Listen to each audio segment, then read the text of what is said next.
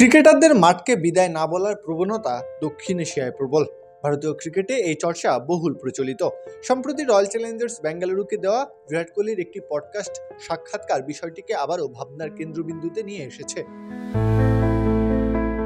সাক্ষাৎকারে কোহলি বলেন, তিনি 2027 বিশ্বকাপে খেলতে আগ্রহী, তবে তার একটি শর্ত আছে, কেউ যেন তার সামর্থ্য এবং গুরুত্ব নিয়ে প্রশ্ন না তোলে। আন্তর্জাতিক ক্রিকেটে বিরাট কোহলির মতো তারকা ক্রিকেটার যখন এমন ভাষ্য দেন, তা থেকে বোঝা যায় তিনি নিজেও নিশ্চিত নন বর্তমান টিম ম্যানেজমেন্ট তাকে ভবিষ্যৎ পরিকল্পনায় কতটুকু গুরুত্ব দিচ্ছেন। 94% চিনিযুক্ত অরেঞ্জ ড্রিঙ্কস না, নিন জিরো ক্যাল অরেঞ্জ ড্রিঙ্ক পাউডার। এখানে সমর্থকদের মাঝে প্রশ্ন তৈরি হয়, কেন এত অনিশ্চয়তা, সমালোচনা ও সন্দেহের মাঝেও ক্রিকেটাররা খেলা চালিয়ে যেতে চান। সচিন টেন্ডুলকার পরবর্তী সময়ে শুধুমাত্র ভারতীয় ক্রিকেটই নয়, সমগ্র ক্রিকেট বিশ্বেই সবচেয়ে বড় নাম হয়ে উঠেছেন বিরাট কোহলি। ক্রিকেটে বিরাট কোহলির অর্জন যে কোনো ক্রিকেটারকেই ঈর্ষান্বিত করবে। অসংখ্য রান, একাধিক আইসিসি শিরোপা, সফল অধিনায়কত্ব, উল্লেখযোগ্য অস্ট্রেলিয়ার মাটিতে ভারতের প্রথম টেস্ট সিরিজ জয় তার হাত ধরেই এসেছে। তারপরেও অবসর প্রসঙ্গে কেন বিরাট কোহলিকে দ্বিধাগ্রস্ত মনে হয়? এই প্রবণতায় কোহলি একা নন, সচিন, ধোনি ও কপিল দেব সহ অনেক কিংবদন্তি ক্রিকেটারদের মাঝেও দেখা গিয়েছে।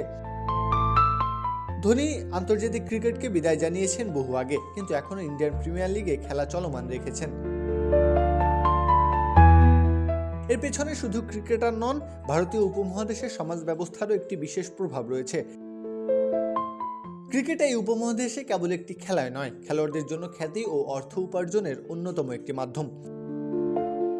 ক্রিকেটাররা দীর্ঘ সময় আলোচনার কেন্দ্রবিন্দুতে থেকে মানুষের সমর্থন ও ভালোবাসা পান। ক্রিকেটকে কেন্দ্র করে অনেকেই গড়ে তোলেন ব্যবসায়িক প্রতিষ্ঠান, নিজেকেও জড়িয়ে নেন বিভিন্ন প্রতিষ্ঠানের ব্র্যান্ড অ্যাম্বাসেডর হিসেবে। কিন্তু দুর্বল ফিটনেস ও ধারাবাহিক ব্যর্থতায় একটা সময় অগোচরেই ক্রিকেট থেকে হারিয়ে যান। একই রকম প্রবণতা বাংলাদেশেও বিদ্যমান। মাশরাফি বিন মর্তুজা, সাকিব আল হাসান কিংবা তামিম ইকবালরা আদেও মাঠ থেকে বিদায় বলতে পারেননি।